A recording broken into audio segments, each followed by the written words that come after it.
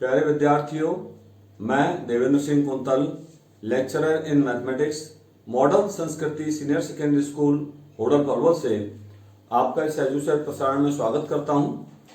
और आज मैं आपको नया चैप्टर स्टार्ट कराऊंगा प्रोबेबिलिटी का, जिसमें हमारा सब टॉपिक होगा कंडीशनल प्रोबेबिलिटी।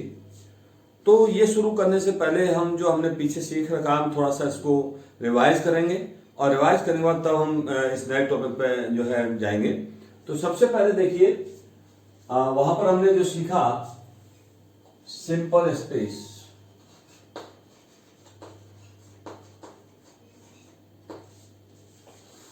जो प्रोबेबिलिटी के लिए बहुत इंपॉर्टेंट पार्ट है।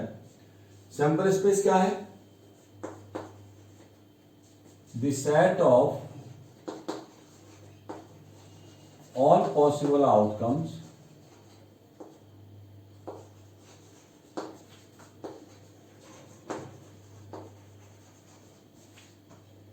of an event is called the sample space.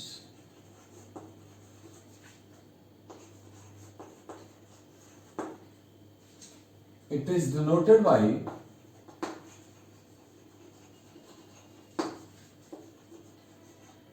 S, and the number of elements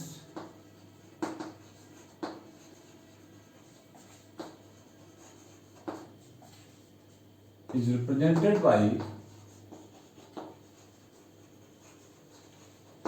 इसको हम कार्डिनल नंबर भी कह सकते हैं, NS।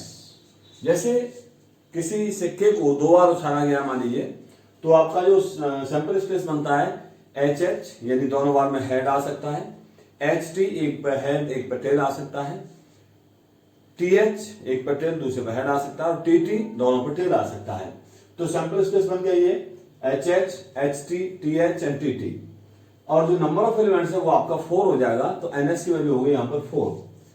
दूसरा है इसमें जो हम समझने की कोशिश करें, elementary space.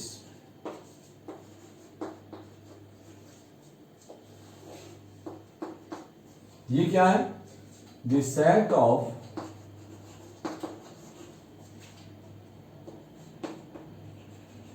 Possible outcomes related with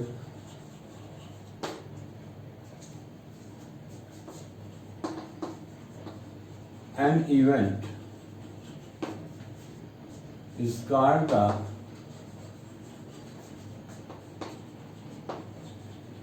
elementary space.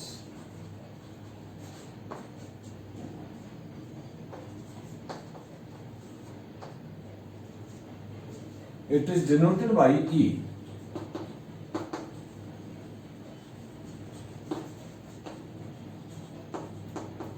And the number of elements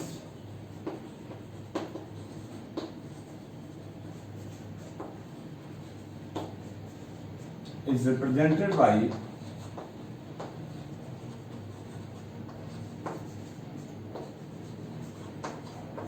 NE। जैसे मैंने कहा find the probability of getting one head. अब आप देखिए HH, HT, TH और TT में वन हैंड किस किस में आ रहा है? TH में आ रहा है और HT में आ रहा है। तो इस तरह से जो एलिमेंट्री स्पेस है वो TH और HT हो जाएगा, और जो नंबर ऑफ एलिमेंट्स है उसमें 2 हो जाएगा। देन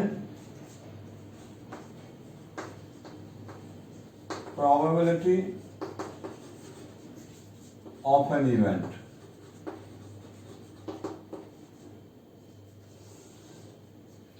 इसकी दो अप्रोच है प्रोबेबिलिटी ऑफ इवेंट की। एक तो क्लासिकल अप्रोच है और एक एक्सियोमेट्रिक अप्रोच है, जिसमें हम जो डिस्कस करते हैं वो एक्सियोमेट्रिक अप्रोच डिस्कस करते हैं। तो प्रोबेबिलिटी में be defined as the function of outcomes for an event. Means function of outcomes, कितने आउटकम्स और कितने में से आ रहे हैं वही आपकी प्रोबेबिलिटी ऑफ एन इवेंट हो जाएगी। तो it is defined and denoted by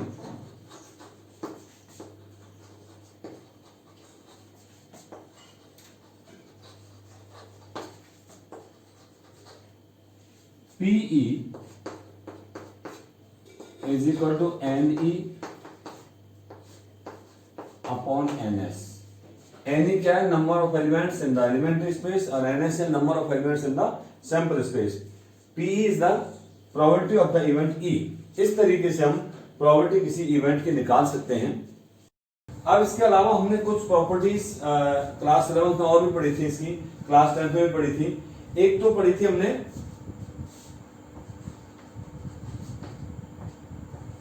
खास करके 2-3 प्रॉपर्टीज हैं जिन पर मैं फोकस करूंगा। पहली थी P E not is equal to 1 minus P E. ये तो पहली प्रॉपर्टी थी। दूसरी प्रॉपर्टी आपने पढ़ी थी P A union B is equal to P A plus P B minus P intersection B. ये आपका यूनियन ऑफ टू सेट्स का फॉर्मूला है प्रॉपर्टी निकालने का। अगर ये डिसजॉइंट सेट्स हैं ए एंड बी तो ए इंटरसेक्शन बी 5 हो जाएगा। उस केस में P A union B equal to P A plus P B हो जाएगा। एक हमने और भी इसकी प्रॉपर्टी पढ़ी थी कि जो प्रोबेबिलिटी है उसकी value greater than equal to 0 होती है और लेस देन इक्वल टू 1 होती है। तो हम क्लास 10 में पढ़ चुके हैं। यहाँ पर हम ये 3 चीजें हमने डिस्कस कराई हैं आपको, sample space, element space and probability of an event. क्योंकि इस नेक्स्ट है conditional probability.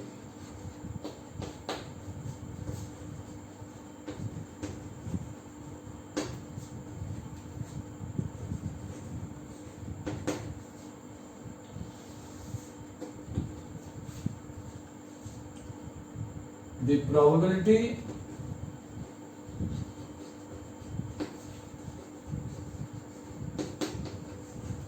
of an event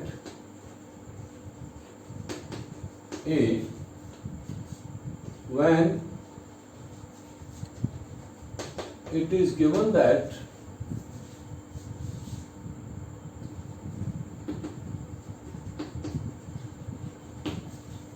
another event B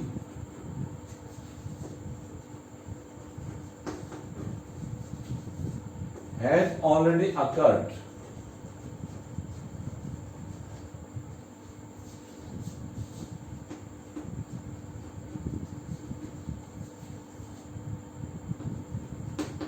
is known as the conditional probability.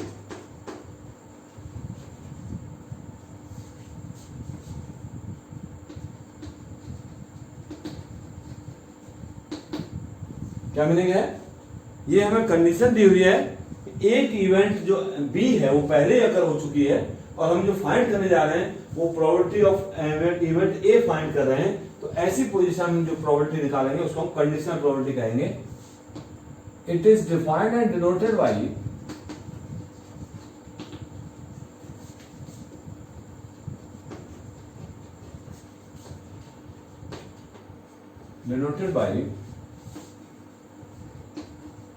PE upon F is equal to PE intersection F upon PF। अगर E और F है तो event, अगर A और B है तो PA upon B is equal to PA intersection B upon PB, provided that PB is not equal to 0। जो नीचे दी हुई है प्रॉपर्टी वो 0 नहीं हो सकती। तो इसको हम कैसे निकालेंगे? P अपॉन B का मीनिंग है probability of event A when it is known that B has already occurred is equal to दोनों का intersection probability of A intersection B divided by probability of B। इसको जो proof है इसका वो हम थोड़ा सा एक एग्जांपल के बेस पर समझ सकते हैं। हमने एक एग्जांपल लिया जिसमें 3 कॉइन को हम एक साथ टॉस कर रहे हैं। तो उसका जो सैंपल स्पेस है वो हो जाएगा H H H H H T H T H T H H T T H T H T H T T and T T T। तो सैंपल स्पेस में 8 एलिमेंट हो जाएंगे। इसको हम यही कहीं लिख देते हैं NS = 8। अब हमने एक इवेंट ली E या A कह सकते हैं इसको हम, एक इवेंट A ली और इस A में हमने क्या लिया, एटलीस्ट 2 हेड अपीयर्स।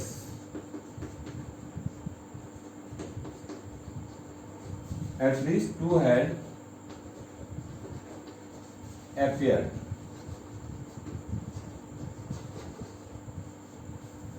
अब आप देखिए इसमें एटलीस्ट 2 हेड का मतलब कम से कम 2 हेड हो, तो A = आ जाएगा HHH HHT HTH and THH। 4 element है इसके अंदर, तो Na = हो जाएगा 4 एंड Pa = 4/8, दैट इज 1/2। ये हमने एक ही प्रॉपर्टी देखी है जिसमें कहा गया था एटलीस्ट 2 हेड्स अपीयर। अब हम थोड़ा सा एक दूसरी इवेंट के बारे में डिस्कस करते हैं। बी में कहा क्या है, first toss shows A tell.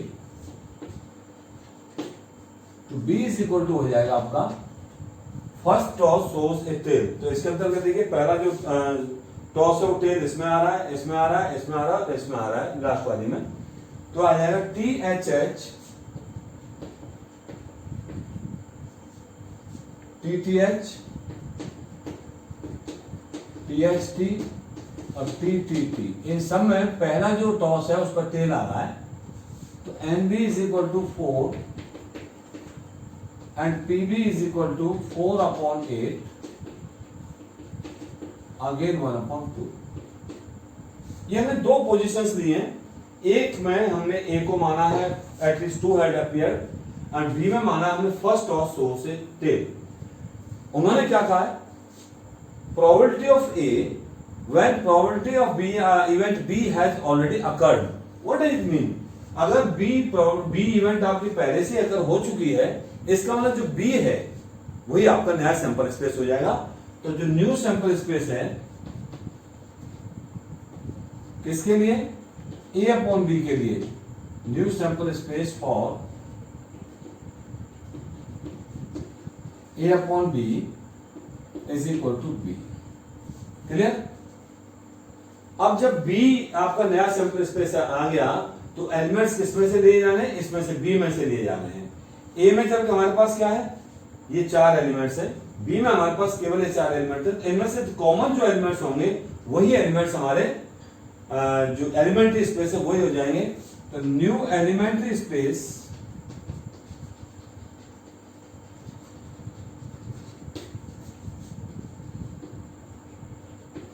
For A/B = A/B। तो हम क्या कर सकते हैं, PA/B A/B आपका नया एलिमेंट्री स्पेस है, तो N/B हो जाएगा अपॉन जो सैंपल स्पेस है वो B है, तो ये आपका B हो जाएगा N/B/B। अगर इसमें दोनों में हम ऊपर नीचे ऐसे डिवाइड कर दें तो हो जाएगा PA/B अपॉन PB। ये फॉर्मूला हो गया PA/B का।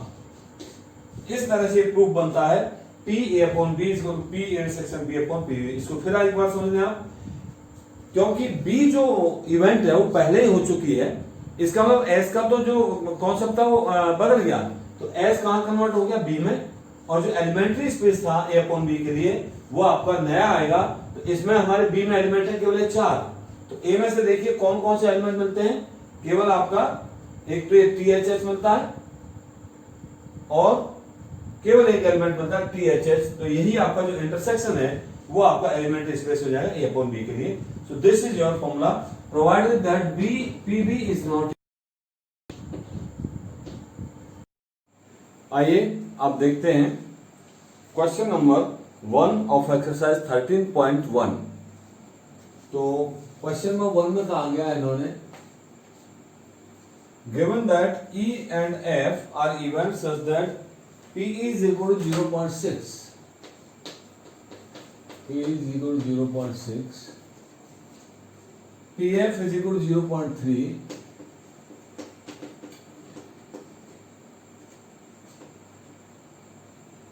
And P intersection F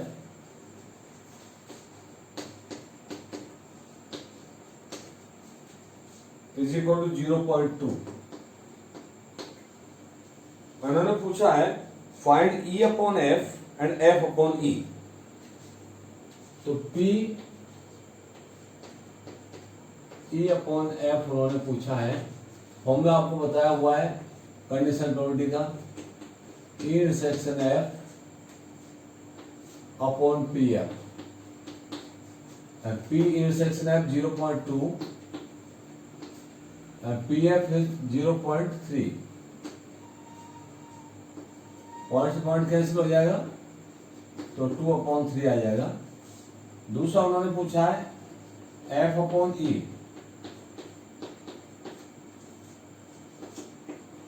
P E intersection F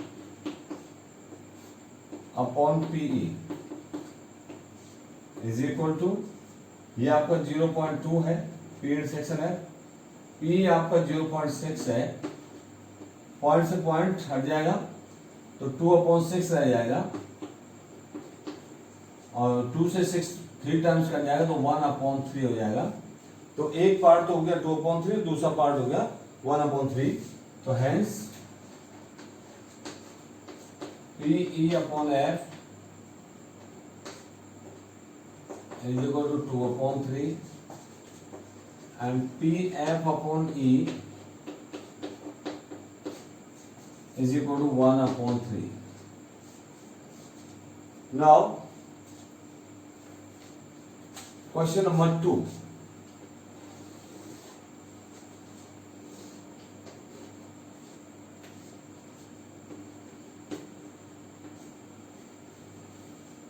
question number 2 में कहते हैं compute P upon B। P भी दिया हुआ है एंड P इंटरसेक्शन भी दिया हुआ है। तो PB is equal two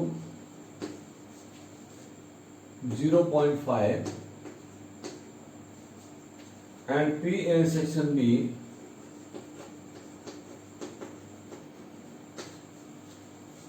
is equal to 0.32।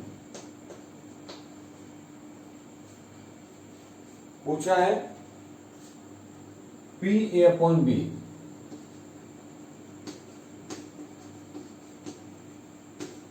P A upon B का फॉर्मूला होता है P A intersection B upon P B is equal to P A intersection B 0.32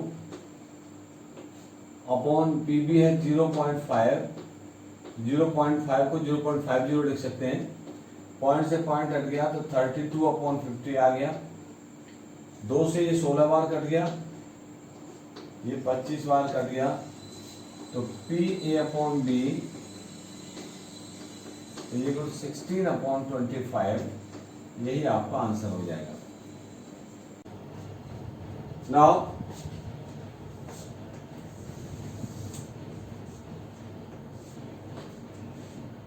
question number 3। Question number 3 में कहते हैं पी ए दिया हुआ है, P B दिया हुआ है and P B upon A दिया हुआ है। P A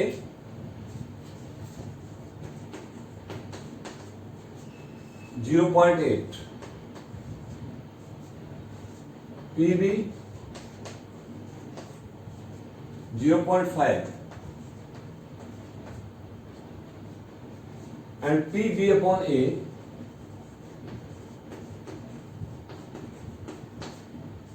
is equal to 0.4।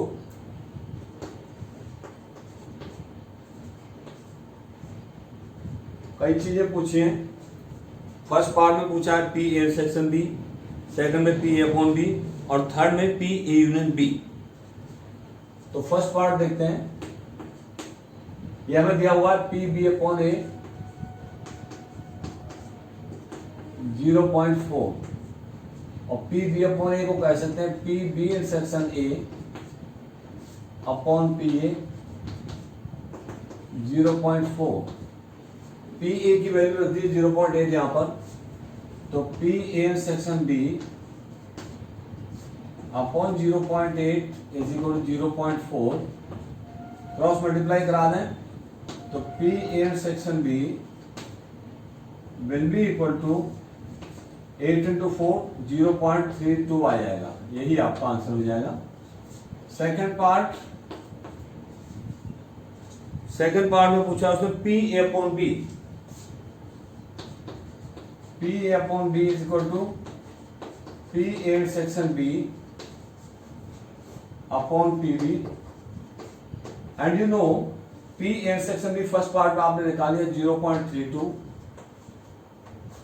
Upon P B आपको 0.5 दिया हुआ है, तो 0.5 को 0.50 भी लिखा जा सकता है। पॉइंट से पॉइंट कट जाएगा, 32 अपॉन 50 रह जाएगा और 32 को 2 से काटेंगे 16 ऊपर और 50 को काटेंगे 2 से तो 25 नीचे डिनोमिनेटर में आ जाएगा। Now your third part is P A union B,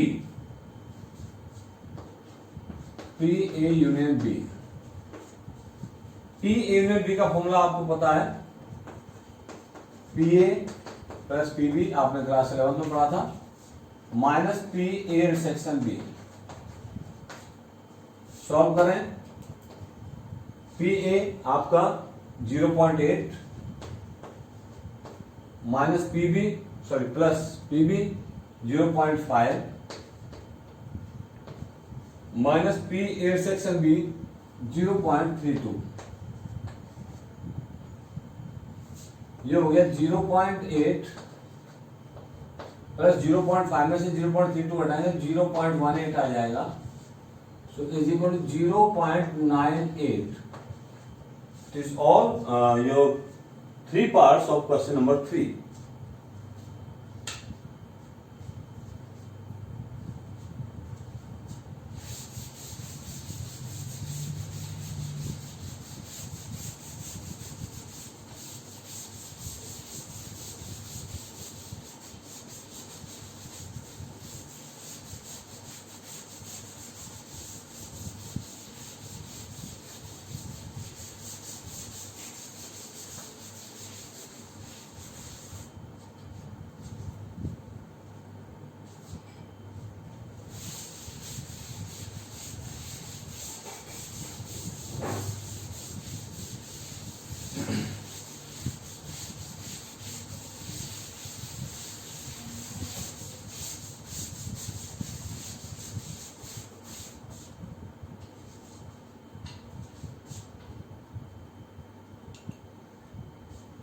अब देखिए क्वेश्चन नंबर 4।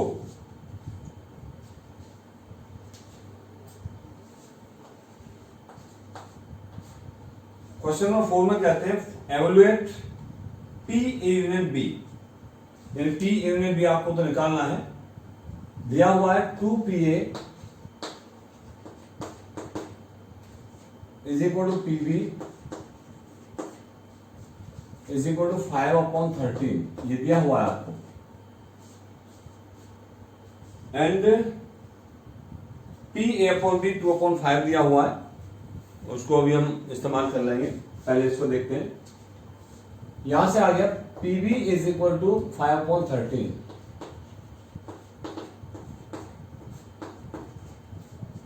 और दूसरी चीज निकल जाए 2PA इज इक्वल टू 5/13।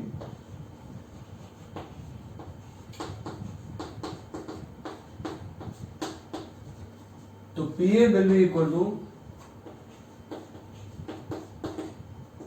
5/2 जब नीचे जाएगा 13 जाएगा 26 हो जाएगा। तो हमारे पास PB आ गया, PA आ गया और उन्होंने दिया हुआ है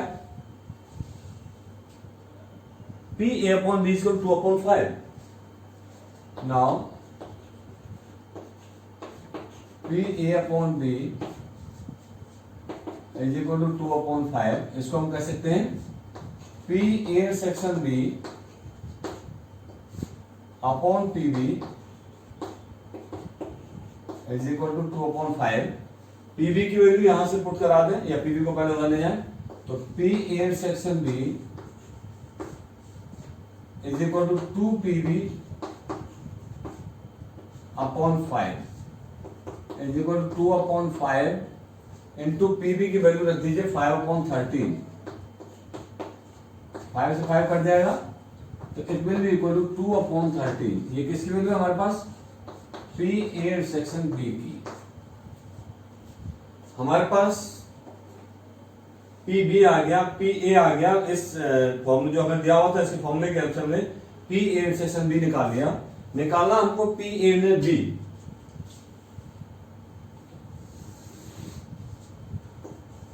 पी ए ने B is equal to formula होता है P A plus P B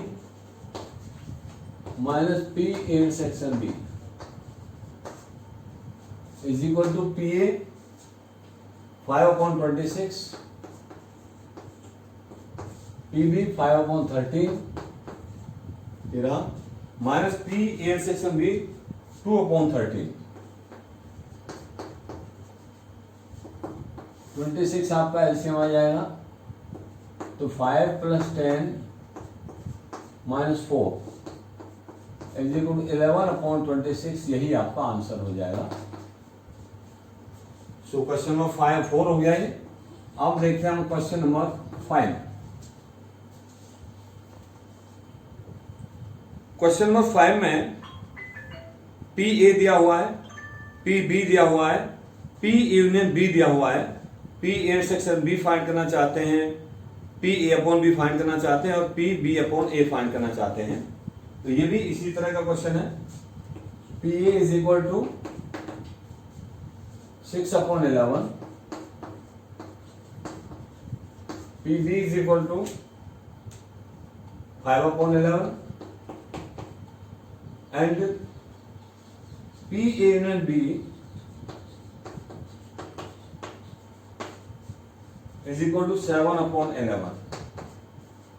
तीन चीज पूछी गई हैं, P A section B, P A upon B और पी बी अपॉन ए। तो अभी थोड़ी देर पहले मैंने फॉर्मूला बताया था जो आपने 11 में पढ़ा हुआ है। P A union B is equal to P A union B is equal to P A plus P B minus P A section B. It will be your first part. P A union B की जगह पर 7/11, P A की जगह पर 6/11, P B की जगह पर 5/11 minus P A section B. ये हो गया 7/11 इज इक्वल टू 6 and 5 11/11 ये 1 हो गया minus P A section B. P A section B को ले आइए इज इक्वल टू 1 - 7/11। 11 एलसीएम आ जाएगा 11 - 7 इज इक्वल टू 4/11। तो यहां से आ गया P A section B is equal to 4/11। ये आपका फर्स्ट पार्ट हुआ जिसमें उसने पी ए सेक्शन बी पूछा है। अब देखेंगे हम सेकंड पार्ट। सेकंड पार्ट में पी ए अपॉन बी पूछा उन्होंने।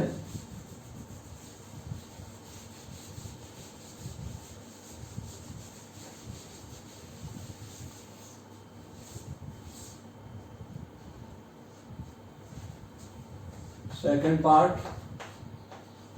P A upon B